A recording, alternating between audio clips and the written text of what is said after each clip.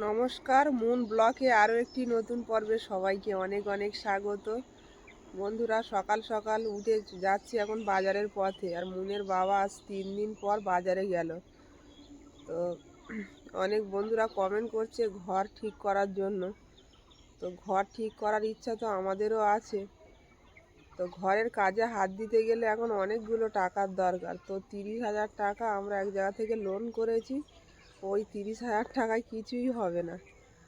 আর মুনের বাবা তো অর্ধেক দিন এখন ব্যবসায় যেতেই পারে না, এত ঠান্ডা লেগে যায়। ঠান্ডার কারণে নানান রকম সমস্যা, যেতে পারে না। শরীরে তো অনেক সমস্যা, সব কিছুই আপনারা জানেন।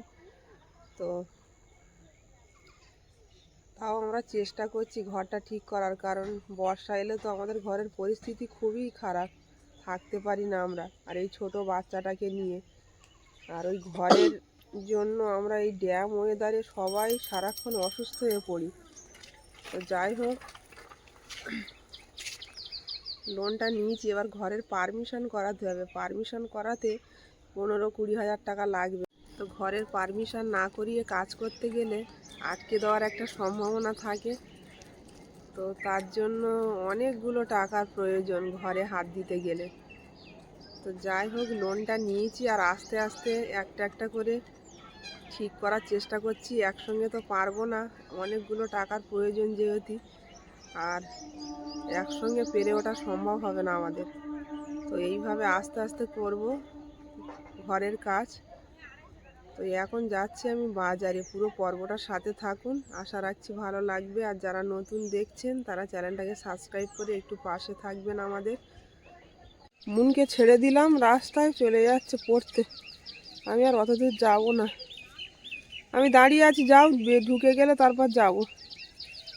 সূর্যটাও উঠছে সবেই মাথার উপরে।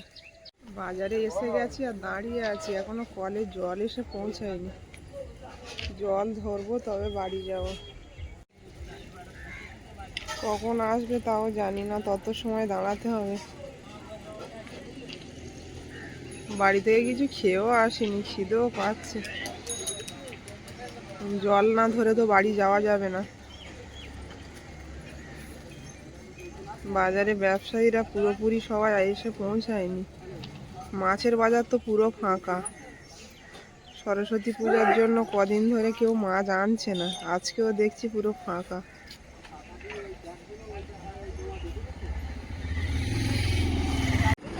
কাঁচা টমেটো, কাঁচকলা, তাজা সবজি সব। তোমার এই উচ্ছে কত করে? আর টমেটো? কাঁচা টমেটো 20 টাকা, পাকাটাও? টমেটো সব একই দাম, কাঁচা পাকা যা নেবে 20 টাকা কিলো। এখানে একদম তাজা তাজা গাজর, বিট, শুঁটি কড়াই কত? মটরশুঁটি 1 কিলো 15 টাকা, দাম কম অনেক। আর এই গাজর কত বললে? 20 টাকা কিলো।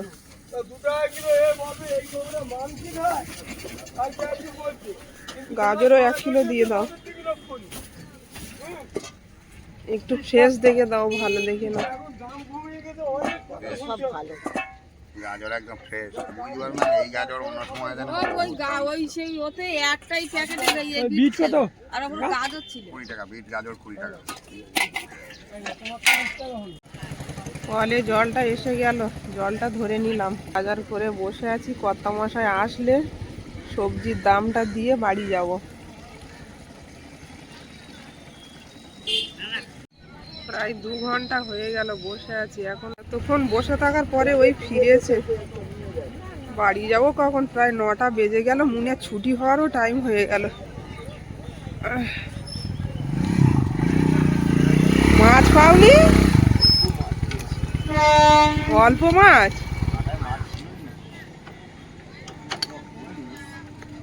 কি মাছ পেয়েছো?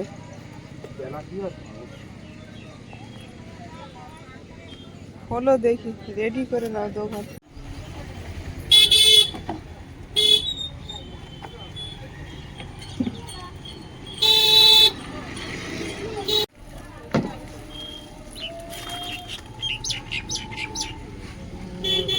তেলাপিয়া পাঙাশ ট্যাংরা। হ্যাঁ এগুলো রকম নাহলে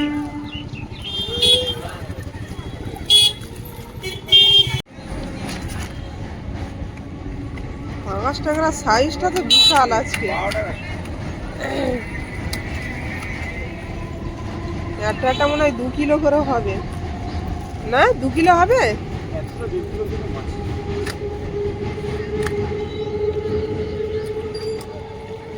আজকে মাছ বিশেষ পাওয়া যায়নি, অল্পই মাছ। কোনো মাছও ছিল না, আমাদের এখানে একটুকু মাছ নেই, খুব কষ্টে মাছ নিয়েছি। ব্যাগ ধুয়ে মেলে দেওয়া হয়ে যাচ্ছে এখানে। হ্যাঁ ওরে শুকিয়ে যায়।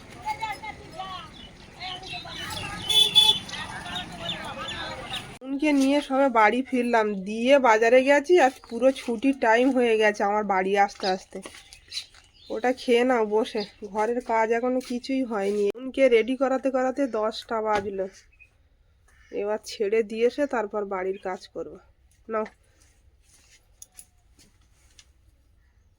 গার্ডার নিয়েছে চুল বাঁধার জন্য, ব্যাগেতে নিয়ে নাও। চুলটা শুকনো হলে বেঁধে নেবে গুটিয়ে। চলো, হাঁসটাকে খেতে দিয়েছি, খাচ্ছে, ডাকছে, নতুন জায়গায় এসছে না। হাঁসটা পোষার খুব ইচ্ছা ছিল, কিন্তু আমাদের তো হাঁস পোষার মতন জায়গাও নেই আর ঘর করাও নেই, কিভাবে পুষবো। চলো মুন, এই যে বাড়ি চলে এসছে মাছ বিক্রি করে, এখনো কিছুই করিনি, সবে এলাম। আমি তো বাজারে গিয়ে সকালে সবজি বাজার করে এনেছিলাম, মটরশুঁটি, গাজর, শসা আর ওই যে কুলেখাড়া। মুনমুন স্কুলে গেছে? হ্যাঁ, ওর জন্য তো এত দেরি হয়ে গেল। তুমি কি এনেছো বাজার থেকে? বার করছি।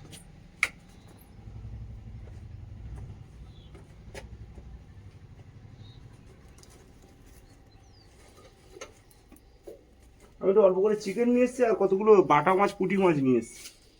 তাহলে আর দেখবো না। না, চিকেন আমার ভালো লাগছে না আর খেতে বারবার। মুনের বাবা মাছ এনেছে, সেই মাছের সঙ্গে এই ছোট ছোট মাছগুলো ছিল, বেছে এনেছে। বলছে আমি মাছ খাবো না, ওর জন্য চিকেন।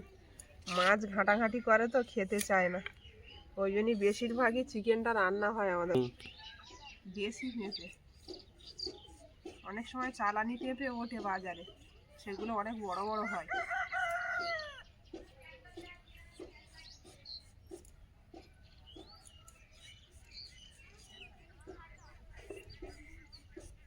বেলাও অনেকটা হয়ে গেছে, মুনকে রেডি করে স্কুলে দিয়ে এলাম। বাজারেই তো সময়টা কেটে গেল বেশি।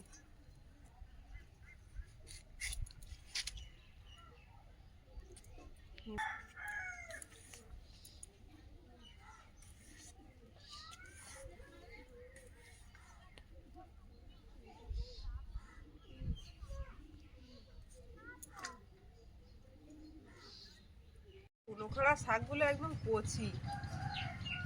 বাড়ি চলে আসছিলাম, তারপরে দেখছি একটা কাকু ঝাঁকাই করে নিয়ে আর যাচ্ছে। আবার ঘুরে গেছি মুনের বাবার কাছে শাক কেনার জন্য। এমনি তো পাওয়া যায় না, এখন এই সময়টাই পাওয়া যায় না, না তো সব সময় পাওয়া যায়। তো দেখে মনে হচ্ছে শাকটা দিয়ে একেবারে লাইন করে এনেছে, এত সুন্দর কিন্তু হয় না সব, এখন এই সময়টা এত সুন্দর হয় না। আমি বলছি কাকু তুমি তো সারটা দিয়ে বেশ লাইন করে এনেছো। বলে না রে মা, জল দিলেই হয়, সার দিতে লাগে না। যতই যাই বলুক, যারা চাষ করে তারা তো সার দেবেই ভালো হওয়ার জন্য, একটা পোকাও নেই এতে। না, অনেক ভিজে জায়গায় জল জায়গায় আবার ভালো হয় এইসব শাক। একজন আন্টি কমেন্ট করেছে এই গোড়াগুলো পুঁতে দেওয়ার জন্য, তো আমাদের সেরকম কোনো জায়গা নেই যেখানটায় জল যায়, কোনো পুকুর টুকুর থাকলে তার পাশ দিয়ে দিলে এ কোনোদিনও মরে না। মানে সিজন আসলে আবার গাছগুলো ফুটে বেরোয়, মরে যায় একটা সময়, আবার সিজন আসলে জলে আপনিই হয়, কিন্তু সেরকম কোনো জায়গা নেই দেওয়ার মতো।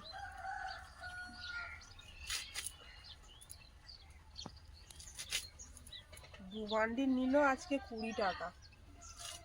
তো এই শাক 4 দিন করব। অর্ধেক অর্ধেক করে খাবো। বান্ডিলগুলো মোটা মোটা। ছোট মাছগুলো এবার কেটে নেব। এগুলো বাটা মাছ না?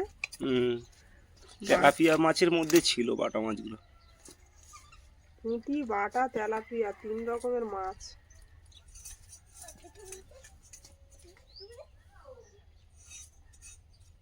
ছোট ছোট মাছ তো একটু কাটতে সময় লাগবে।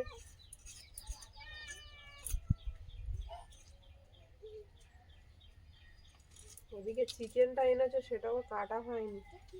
আস্তে আস্তে করো না। কেটে নি।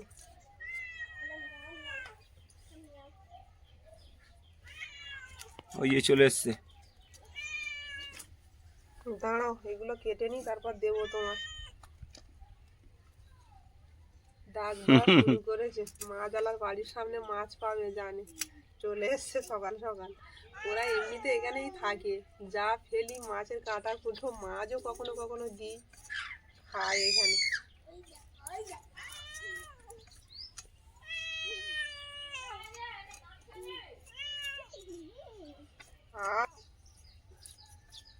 এমিলি, আজ সকালবেলা কি খেলি?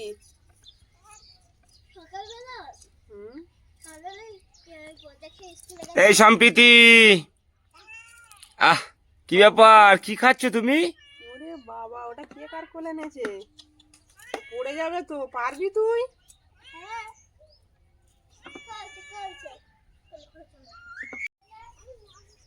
যখন ধরে চারিদিক দিয়ে ধরে। গায়ে রক্তটাও কমে গেছে, ঠান্ডাটাও ধরে গেছে। এই কুলেখাড়া শাক প্রত্যেকদিন খাও, দেখবে গায়ে রক্ত ঠিক হয়ে যাবে।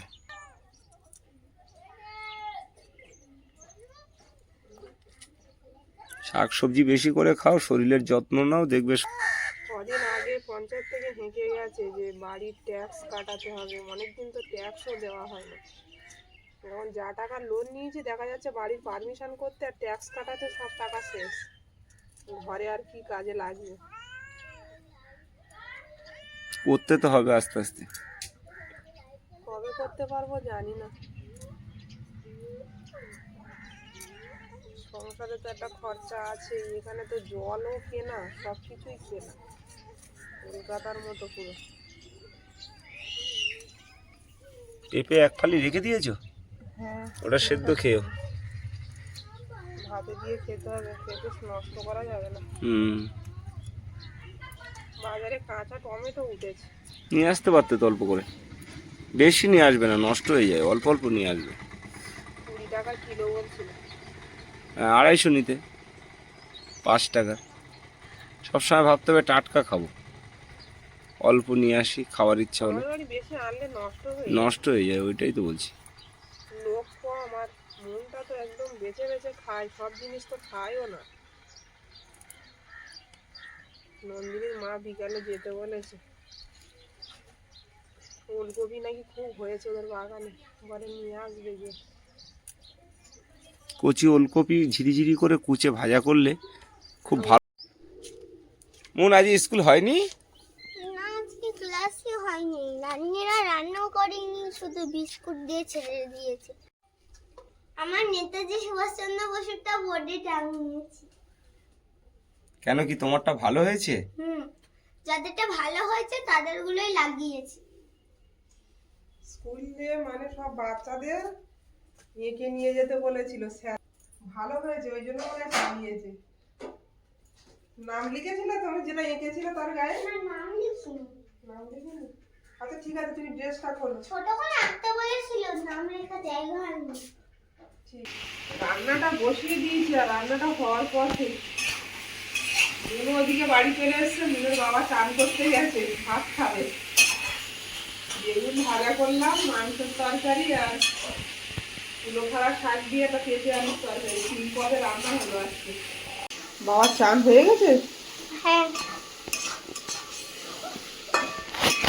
বেলাও হয়ে গেছে অনেক, সেই গেল ভাত চাইবে। মাংস তো একটু রান্না করতে দেরি হয়।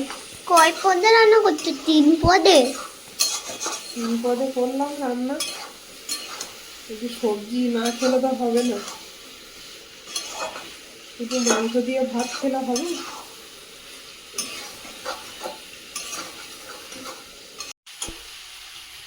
রান্না আজকে পুরোপুরি দেখাতে পারিনি।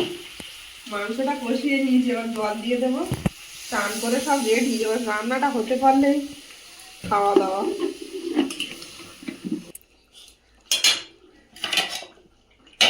আমাকে একটা গল্প বলবে বলছিল, বলো দেখি মন। তরকারিটা নামিয়ে দেবো। আমার রান্না দেখে মনের গল্পটা মনে পড়লো। কি গল্প বললো শুধু মনে একটা গল্প বললো, কি গল্প তা বুঝতে পারলাম না। একজন রবীন্দ্রনাথ আর তার সহপাঠী এক জায়গায় নিমন্ত্রণ খেতে গিয়েছিল, আর সেখানে তাদেরকে খেতে দিয়েছিল। সবাইকে অনেক রকম পদ দিয়েছিল। তারপরে সবাই খাওয়া শুরু করলো। তার মধ্যে রবীন্দ্রনাথের একটা পদ বেশি ছিল। সেটা হচ্ছে নিম পাতা বাটা। আর তার সহপাঠীকে সেটা দেওয়া হয়নি। তারপরে সহপাঠী ভেবেছিল ওইটা সবচেয়ে সুস্বাদু খাবার, তাই রবীন্দ্রনাথকে দেওয়া হয়েছিল। তাই সে তার পাতের দিকেই তাকিয়ে থাকলো, বারবার তাকাচ্ছিল। হ্যাঁ, বারবার তাকাচ্ছিল। তারপর রবীন্দ্রনাথ বুঝতে পারলো যে তার এইটা সে এটা খেতে চাইছে। তাই যে দেওয়া ধাওয়া করছিল তাকে ডেকে বললো যে আমাকে যে পদটা বেশি দিয়েছো সেটাও ওনাকেও দাও। আর দেয়া হওয়ার পর সে ওটা গালে দিয়েই কিরকম করে উঠলো যে এটা তেতো প্রচুর। তোমাকে একদিন খাওয়াবো ওটা দিয়েছি আমি। কেন না কেন? মুনের বাবা ওদিকে খেতে বসে গেছে, তরকারি এখন একটা হয়ে পারিনি। শুক্তো তরকারি ভালো হয়েছে? হ্যাঁ, দারুণ হয়েছে। বেগুন ভাজা শুক্তো দিয়ে মাংসটা এখনো হয়নি।